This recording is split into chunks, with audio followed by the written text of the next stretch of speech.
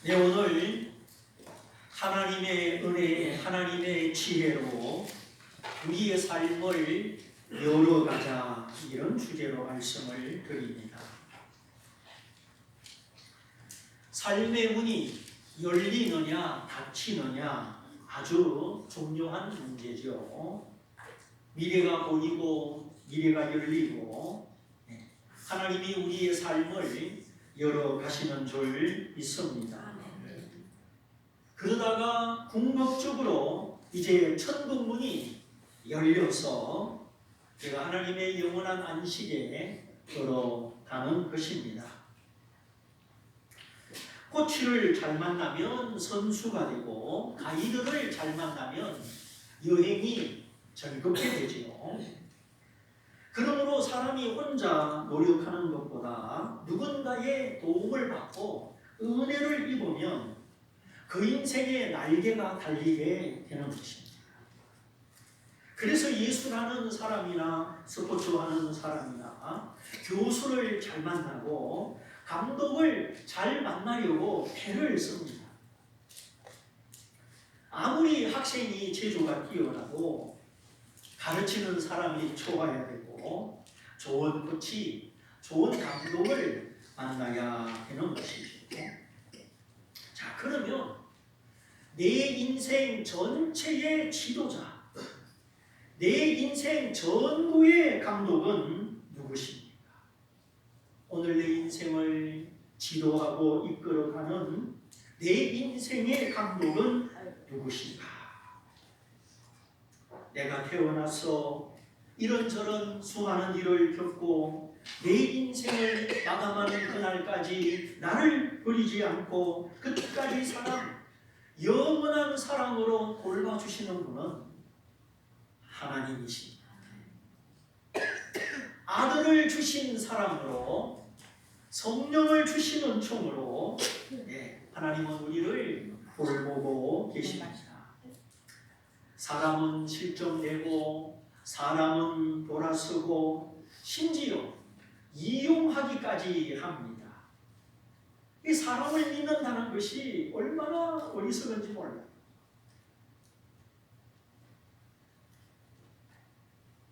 그러나 하나님은 사람이시라 그 변치 않는 사랑으로 우리를 가르쳐 주시고 우리의 삶을 인도하십니다. 그래서 베드로 사도는 너희가 전에는 길을 잃은 양과 같았더니 이제는 너희 영혼의 목자와 감독 되신 이에게로 돌아왔느니라. 예수님을 믿기 전에는 우리는 길을 잃어버린 사람이고 목자가 없는 양과 같았습니다. 지도교수가 없는 학생, 코치가 없는 선수, 어떻게 성장하겠습니까? 우리도 마찬가지. 우리가 하나님의 아들 예수님을 믿지 않으면 길을 잃어버린 사람, 어디로 가는지 모르는 사람, 그래서 방황하고 고생하는 인생들입니다. 그러나 하나님의 아들 예수님을 믿으면 우리의 마음이 밝아지고 하나님을 알게 되고 하나님이 내 아버지가 되셔서 목자같이 감독같이 우리를 인도해 주십니다. 자, 오늘 우리가 읽은 성경은 아브라함의 일생의 마지막 부분, 인생 결산입니다. 원래는 무명의 사람이었지만 하나님이 아브라함을 부르시고 아브라함을 인도하셔서 믿음의 선구자, 믿음의 개척자, 즉 믿음의 조상이 되게 하여 주셨습니다. 너희도 아브라함과 같은 믿음을 가져라. 이렇게 하나님이 아브라함을 믿음의 개척자로 세워놓으셨죠. 그래 창세기 12장부터 25장까지 길게 누구의 이야기가 기록되어 있습니다. 아브라함의 이야기. 아브라함의 초기 믿음, 중기 믿음, 성숙한 믿음, 또 아브라함의 성공과 실패, 마치 드라마처럼 한 사람의 이야기가 길게 연속적으로 기록이 되어 있습니다. 아담의 이야기는 생각보다 짧게 나옵니다. 그런데 아브라함은 최초로 믿음의 본보기가 되었고 그의 한평생이 아주 발자국을 찍어놓은 것처럼 고스란히 기록되어 있습니다. 그 이유는 하나님이 아브라함만 사랑하시고 아브라함만 특별 대우하셨다 그런 뜻이 아닙니다. 오히려 정반대로 아브라함은 믿음의 샘플이요 믿음의 모델이다. 그러니 너희도 누구든지 아브라함처럼 하나님을 믿고 따라가면 나 여호와는 누구든지 아브라함처럼 축복하신다 하는 것을 밝혀주고 있습니다. 샘플이 뭡니까? 검증을 거쳐서 앞으로 출시되는 모든 제품이 이 샘플과 같은 이 제품과 똑같이 출시된다. 그것이 샘플이잖아요. 그래서 샘플은 하나가 있으면 됩니까? 안 됩니까? 그대로 막 만들어서 출시하면은 그 회사 망하는 겁니다. 아브라함은 믿음의 샘플. 이제 더 이상 길 잃은 인생, 방황하는 인생이 되지 말고 예수님을 영접하고 하나님의 자녀되고 이제 하나님이 내 영혼의 목자와 감독이 되시기를 축원합니다. 자, 하나님의 말씀을 따라 본토 친척 아비집을 떠나는 아브라함. 오늘 우리가 하나님을 믿고 따라갈 때 자꾸만 안주하지 말고 익숙한 삶, 하나님보다 더 의지하는 사람을 뛰어넘어야 합니다. 그렇게 하면 내가 어떤 사람이든지 하나님의 은혜가 임하고 지혜가 임하여서 훌륭한 세대 교체를 이루고 아름다운 노년을 맞이할 수가 있습니다. 물론 우리의 삶이 항상 평탄하고 좋은 일만 있고 그런 건 아니죠. 사람이 좋은 일만 있고 평탄하기만 하면 발전이 멈추게 됩니다. 그래 흔히 하는 말, 산전 수전 다 겪고 매운맛 짠맛 다 보고 우리는 여러 가지 경험 속에 살아갑니다. 사랑하고 미워하고 좋아하고 싫어하고 선한 것도 맛보고 악한 것도 맛보고 이렇게 사람은 양면성이 있습니다. 선한 면도 있고 악한 면도 있습니다. 생명의 길도 있고 사망의 길도 있고 축복의 길도 있고 저주의 길도 있습니다. 그래서 오늘날 너희는 생명을 택하고 축복을 택하라. 너희가 깨어있어 너희 앞에 놓여있는 생명을 택하고 축복을 택하라. 하나님은 우리에게 선택권을 주셨습니다. 바로 여기 사망의 길, 저주의 길을 떠나고 생명의 길, 축복의 길을 갈 수 있도록 우리에게는 하나님의 도우심이, 하나님의 말씀이 필요합니다. 하나님이 은혜를 베풀어 주시면 우리는 지혜로운 자가 됩니다. 아브라함의 일생의 특징, 아브라함의 인생 결산, 거기는 하나님의 은혜, 하나님의 지혜가 함께하였습니다. 자, 아내를 잃고 아들이 장가가고 안방을 내어준 아브라함. 그가 그래서 그두라라는 여성을 취하여 6명의 아들을 낳았습니다. 오늘 히브리 발음으로 시므란, 욕산, 머단, 미디안, 이스박, 수아 이렇게 6명의 아들을 낳고 6 중에 욕산이라는 아들은 2대, 3대를 낳아서 오늘 그 이름들이 소개되어 있죠. 또 미디안이라는 아들은 2대까지 자녀들의 이름이 소개되어 있습니다. 6 아들과 2대 3대 총 합치면 모두 16명의 이름이 기록되어 있습니다. 자, 이순신 하면 명예롭고 존귀한 이름이죠. 이완용 하면 나라를 팔아먹은 친일파의 대표, 불명예스러운 이름으로 기억이 됩니다. 제가 조금 귀찮았지만 이 16명의 이름의 뜻을 다 찾아보았습니다. 히브리어도 못하는데 그냥 영어 성경 찾아가지고 또 히브리어 성경하고 맞춰보고 또 해석 사전을 또 찾아보고 여러 번 거쳐가지고 이 16명의 이름의 뜻을 찾아보았습니다. 그랬더니 신기한 것은 처음에 낳은 이 6명의 아들 그 이름은 한결같이 파괴적이고 불량하고 부정적인 이미지로 나타났습니다. 근데 2대 3대 내려가니까 그때는 그 이름들이 긍정적이고 복되고 아름다운 이름으로 나타나더라 하는 것입니다. 원래 우리가 태어날 때 죄인의 이름으로 죄인으로 태어나지만 하나님의 은혜로 속함을 받아서 새 사람이 되고 새 신분이 되듯이 그두라를 통한 아브라함의 자손들이 변화되고 하나님의 복을 받은 사람으로 나타나게 됩니다. 자, 1세대 6명의 아들들의 이름 뜻을 소개해 드립니다. 첫째 아들 시므란, 노래하다, 연주하다 그런 뜻입니다.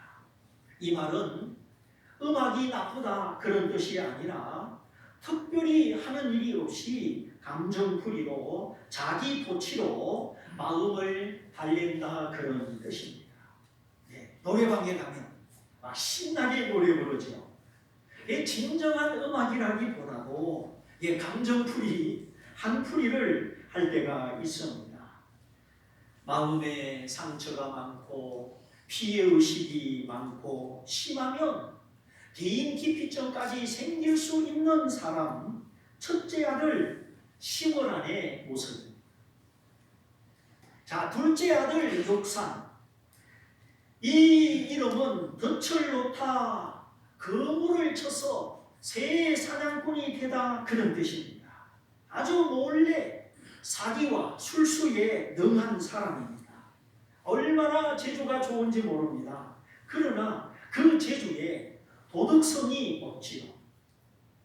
도덕성이 없는 재주꾼, 아주 기발한 사람, 남몰래 덫을 놓는 사람, 그 사람이 욕산입니다. 셋째 아들 무단, 이 무단이라는 말은 싸우다, 다투다 그런 뜻입니다. 매사에 불만이 많고 원망이 많아서 끄떡하면 싸웁니다. 싸우고 다투고 시비 걸고 논쟁하고 이웃 간에 불편을 주는 사람입니다.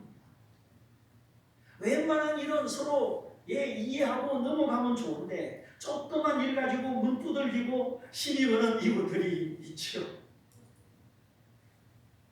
자, 넷째 아들 미디안. 자, 미디안은 많이 들어본 단어죠.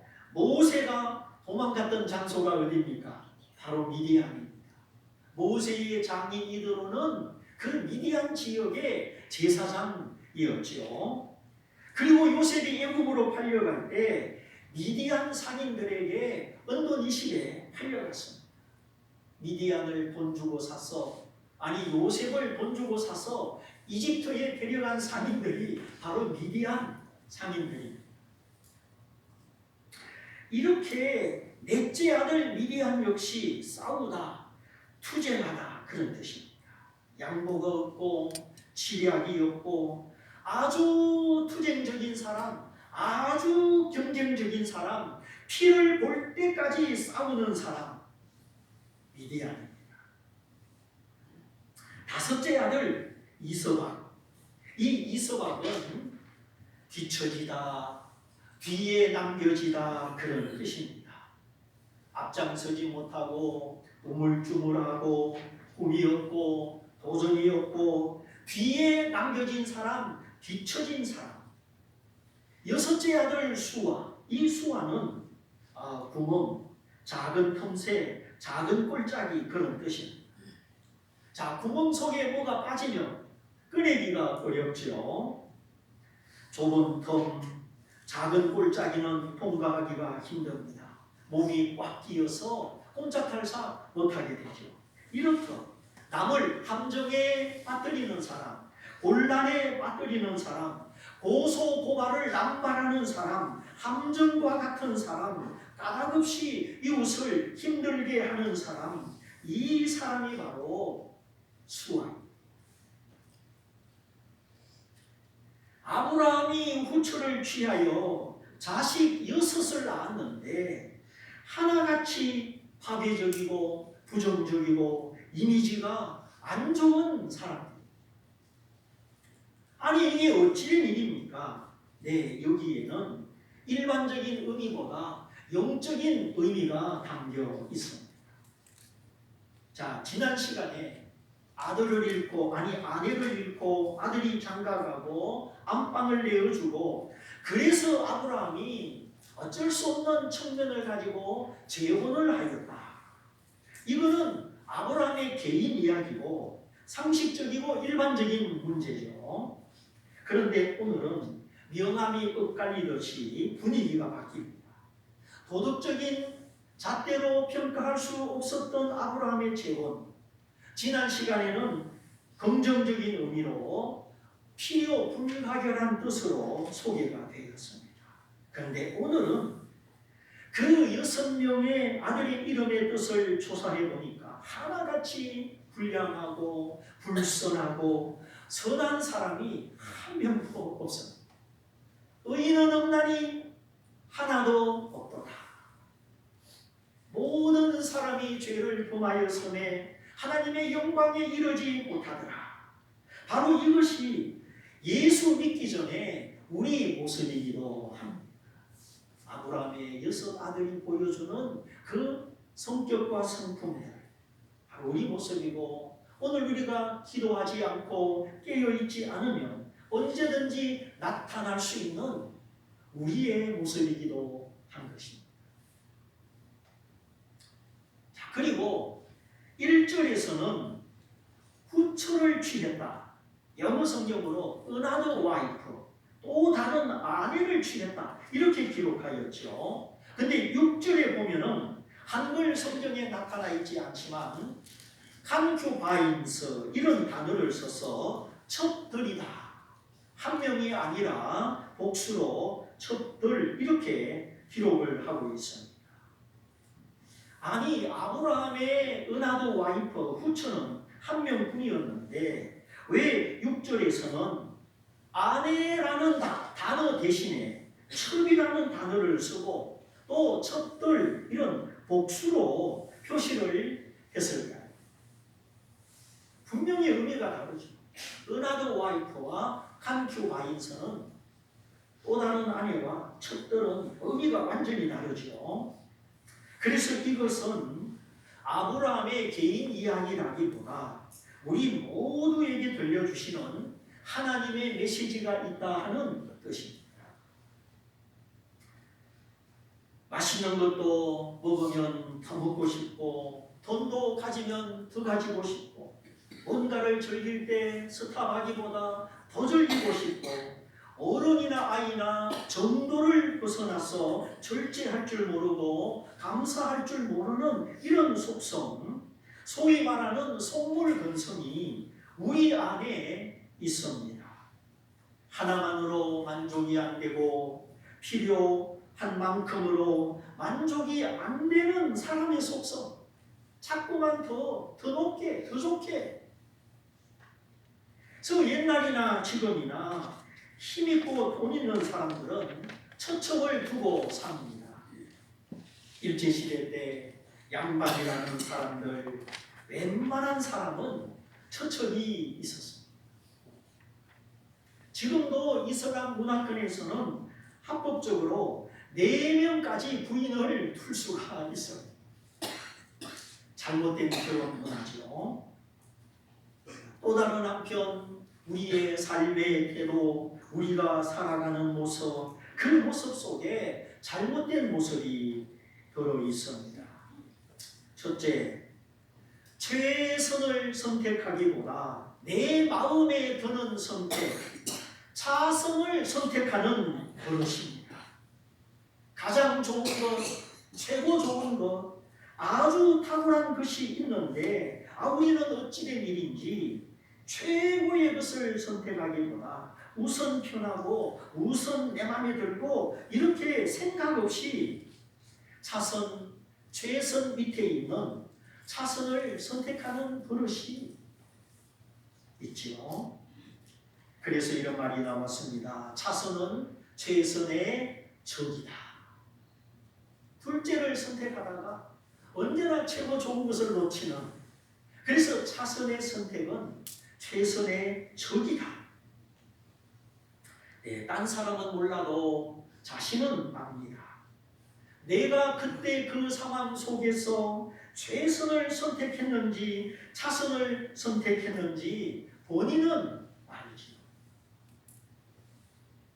그래서 우리는 항상 기도하면서 하나님의 말씀에 지혜를 앞세워서 최선, 가장 좋은 것을 선택하는 이런 믿음의 훈련이 필요합니다.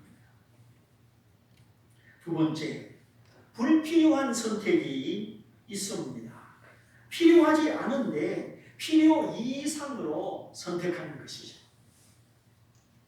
성경에 눈이 높은 것은 죄다 말씀하셨죠.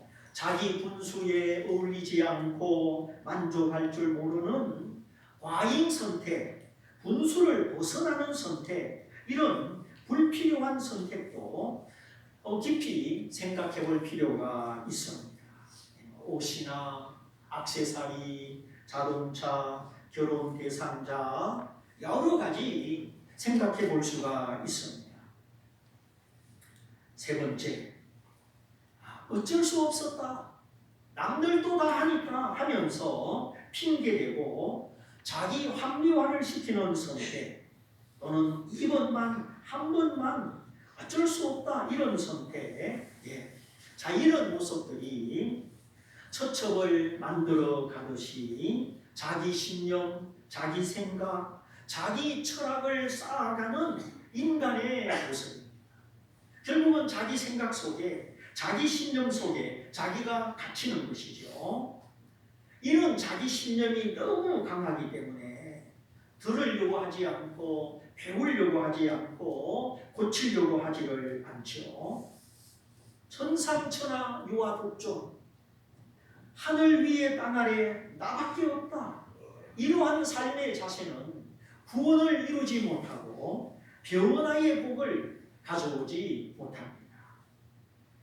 그러므로 우리가 이 설교 말씀을 들을 때에 사람의 강론, 사람의 말로 듣는 것이 아니라 하나님의 강론으로, 하나님의 말씀으로 들어야 하는 것입니다.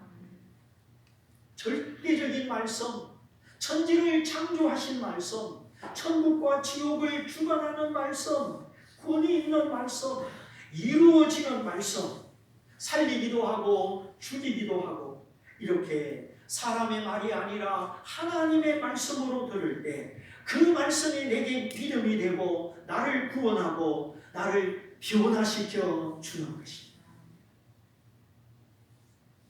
자, 보십시오. 아브라함의 여섯 아들에 음악이 도피칩니다. 음악으로 도피하여 자기 도치에 빠지고 덫을 놓고 함정을 놓아 남을 빠뜨리고 싸우고 다투고 앞장서기보다 뒤에 남겨지고 극한 투쟁으로 나아가고 고소 고발하여 남을 괴롭히는 좁은 구멍 같은 사람, 틈새 같은 사람, 이런 사람들의 운명이 어떻게 되겠습니까? 우선 행복이 있겠습니까? 칭찬을 받겠습니까? 최선보다 차선을 선택하고 필요 이상 불필요한 선택을 하고 항상 남 탓하고 어쩔 수 없었다. 남들도 그렇게 한다. 자기 합리화적인 선택. 내가 구원받지 못하고 변화되지 않고 계속 그렇게 살아간다면 나의 인생, 나의 끝은 어떻게 되겠습니까? 그래서 우리에게는 하나님이 필요합니다. 내 영혼을 방황에서 구원하시고 내 인생의 목자가 되시고 감독이 되시는 하나님. 그 하나님이 나를 만나주시고 나를 고쳐주시려고 오늘도 우리를 부르신 줄 믿습니다. 그러므로 하나님이 나를 만나주시고 나를 고쳐주시려고 할 때 그렇습니다. 저는 아브라함의 6 아들과 같은 사람입니다. 주여 나를 불쌍히 여기시고 저를 구원하여 주옵소서. 우리가 주님을 초청하고 주님 앞에 엎드려야 하겠습니다. 이렇게 아브라함의 1세대 6명 모두 부정적입니다. 본받을 모습이 없습니다. 그런데 이제 둘째 아들 욕산, 덫을 놓는 사람, 사기와 술수에 능한 사람, 이 사람이 2 아들을 낳았는데 스바와 드단이죠. 예, 성경에 스바 사람 많이 나오죠. 욥기에 스바 사람이 와서 욥의 소와 나귀를 탈취하여 갔다 하였습니다. 자기 힘으로 밭을 갈고 자기 힘으로 노동하는 사람이 아니라 남의 노동력, 남의 힘을 착취하는 사람도 있습니다. 이런 스바 사람, 욕산의 첫째 아들과 이름이 똑같습니다. 시대도 똑같습니다. 아브라함의 시대와 욥의 시대가 동시대이기 때문이죠. 그러니까 이 스바 사람은 욕산의 아들 스바에서부터 이루어진 하나의 족속이겠죠. 또 하나들 드단. 이 드단은 아무 뜻이 없습니다. 북부 아랍 민족의 이름이다 이렇게만 소개되어 있고 그다지 존경받을 만한 이름이 아니었던 것 같습니다. 자, 그런데 이 드단의 자녀, 즉 욕산의 3세대에 와서 놀라운 일이 벌어집니다. 드단이 3 아들을 낳았는데 아수르, 드루시, 르움미 이 3 자녀 모두 아주 긍정적이고 소망적인 뜻을 보여주고 있죠. 그래서 오늘 성경에 다른 사람은 이름만 기록되었는데 이 3 사람은 아수르 족속, 드루시 족속, 르움미 족속 이렇게 표현이 되어 있습니다. 그냥 개인 이름만 소개된 것과 족속으로 표현된 것은 다르겠죠. 자, 아수르 역사 교과서에서는 아시리아 이렇게 표기되기도 하죠. 어쨌든 구약 시대에 천하를 통일한 5대 제국이 있었는데 그 중에 첫 번째 제국이 아수르 제국입니다. 그 다음에 바벨론 제국, 페르시아 제국, 헬라 제국, 로마 제국 이렇게 성경에 등장하는 5대 제국이나 우리가 학교에서 배우는 세계사 속에 나오는 5대 제국이나 똑같습니다. 지중해 연안의 동쪽, 중동 지역의 패권, 그걸 통틀어 최초로 천하를 통일하고 제국을 이룬 나라가 아수르 제국입니다. 드단의 아들, 무명한 사람, 이 드단의 첫째 아들이 아수르인데 이 아수르라는 사람의 이름이 국가의 이름으로 바뀐 것이죠. 얼마나 놀라운 일입니까? 죽이기도 하시고 살리기도 하시고 높이기도 하시고 낮추기도 하시는 하나님의 은혜, 하나님의 역사는 이렇게 놀랍습니다. 아수르 그 이름의 뜻은 인내하다, 행동하다, 공정하게 하다 그런 뜻입니다.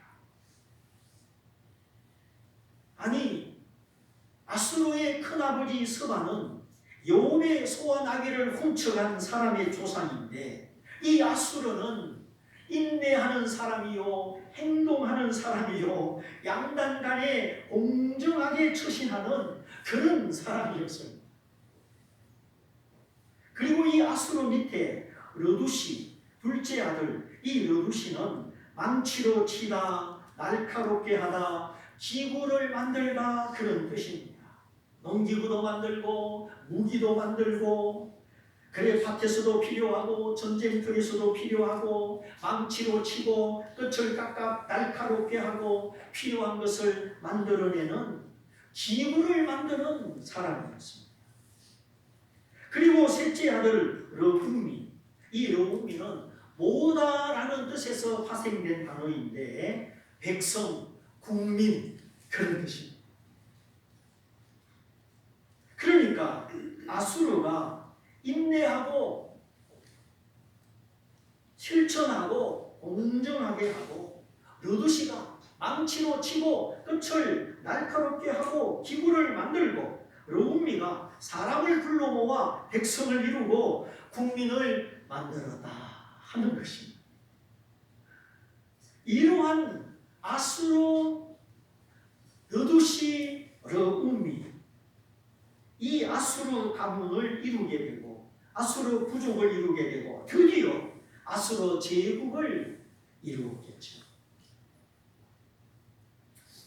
사람을 변화시키시는 하나님, 은혜를 베풀어 그 마음을 고쳐주시는 하나님, 우리가 이 하나님을 믿고 순종하면 이런 뜻도 없는 드단의 자식들이 이렇게 변화된 것처럼 하나님은 우리를 바꾸어 주십니다. 덫을 놓고 다투면서 사는 것이 얼마나 힘듭니까? 그런데 그렇게 살지 않고 우리가 하나님의 백성으로 구원받은 백성, 언약의 백성으로 살아갈 수 있도록 우리는 나의 노력, 나의 능력을 초월하여 하나님을 사귀고 하나님을 순종하는 자녀가 되어야 하겠습니다. 그리고 이제 마지막으로 아브라함의 넷째 아들 미디안, 이 미디안의 몸에서 오늘 5명의 아들이 태어났는데 하나같이 복되고 지혜롭고 아름다운 뜻이 가득합니다. 자, 첫째 에바, 날개로 덮다, 날아가다, 날아오르다 그런 뜻입니다. 음이새가 날개로 덮어주지요. 덮어준다는 말은 보호하고 양육해준다 그런 뜻이지요. 우리가 부족하지만 하나님이 나를 사랑하사 그 날개로 덮어주실 때 우리는 하나님의 보호를 받고 하나님의 양육을 받아서 우리도 날개쳐서 올라가고 날아오르고 세상을 이기고 실패를 이기고 비상하는 고상한 꿈과 고상한 뜻으로 살아가는 하나님의 자녀가 되는 것입니다. 이렇게 하나님의 보호는, 하나님의 사랑은 우리를 만들어 주십니다.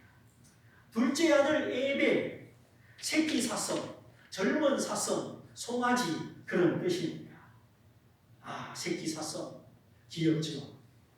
우리 집에 동물을 좋아하는 데가 하나 있어요.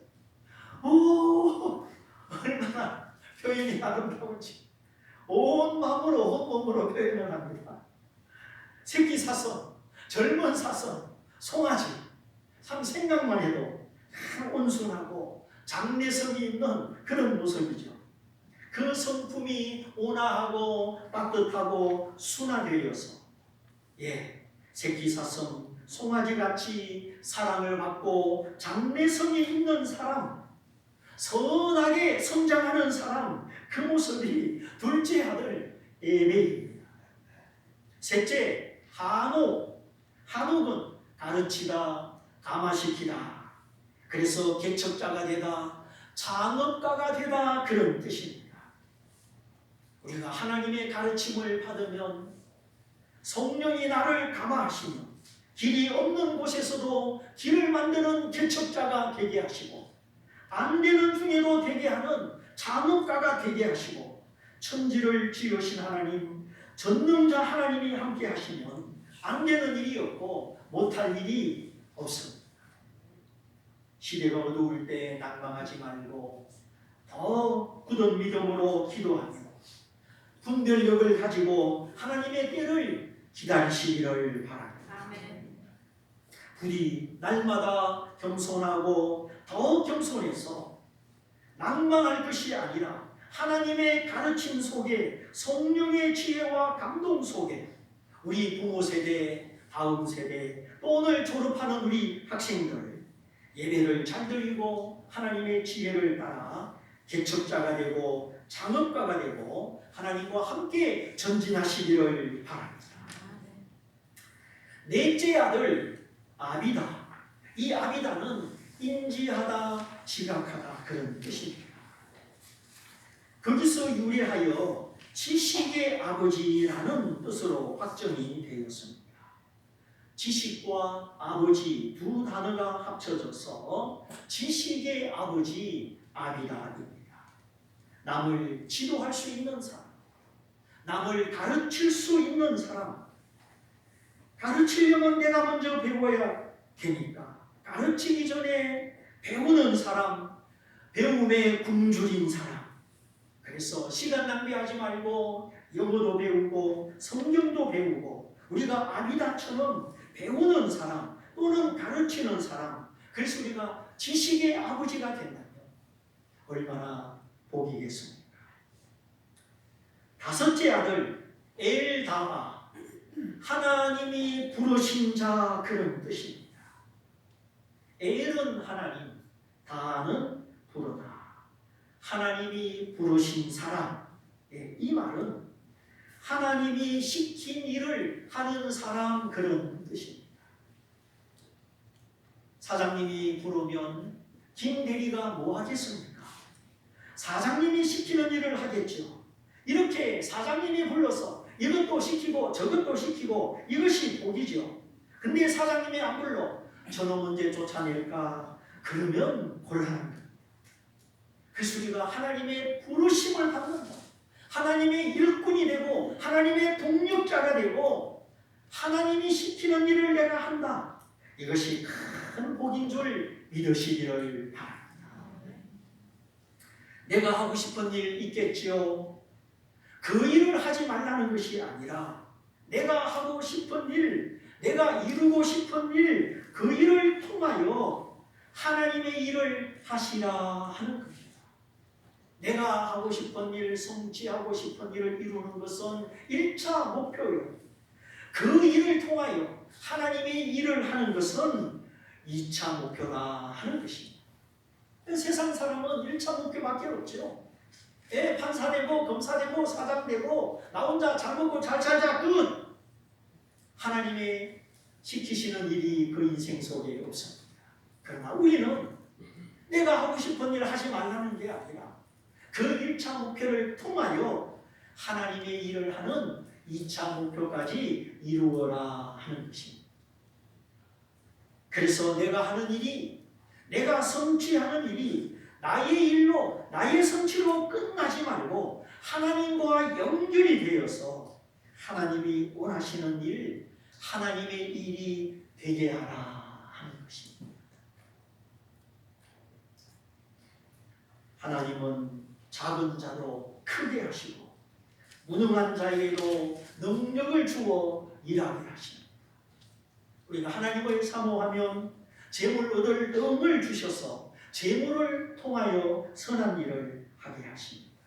그러므로 오늘 내 모습, 내 자격, 내 조건, 내 능력만 따지지 말고 하나님의 무한한 은혜, 무한한 지혜, 무한한 능력을 힘입어서 아브라함의 일대손에서 파괴적이고 부정적인 그 이름이 2대, 3대 내려가면서 인간의 무능을 발견하고 하나님을 의지할 때 아수르 민족을 이루게 하시고 하나님의 사랑받는 자, 날아오르는 자, 장업하는 자, 하나님이 부르신 자가 되게 하셨으니 우리 모두 하나님을 배우고 믿고 순종해서 하나님이 나를 바꾸어 주시는 은혜, 육의 목표가 아니라 믿음의 목표를 가지고 육의 근성이 아니라 영의 근성으로 바꾸어지는 은혜를 받아서 우리 모두 하나님이 부르시고 하나님이 서시는 축복의 생애가 다 되시기를 주님의 이름으로 축원드립니다. 기도하겠습니다. 주님, 오늘도 사람을 찾으시고 하나님의 동력자가 되기를 기다리시는 주님, 나의 1차 목표에서 끝나지 않고 내게 주신 모든 것으로 하나님의 일이 이루어지고 하나님의 뜻이 이루어지는 이 2차 목표에 이르는 하나님의 부름을 받은 사람, 정말 어린 사슴같이 송아지같이 사랑받고 장래성이 있는 사람 되게 하여 주옵소서. 오늘 우리 자신과 자녀와 졸업하는 우리 구일학교 학생을 위하여 우리 다 같이 한번 기도하겠습니다. 할렐루야.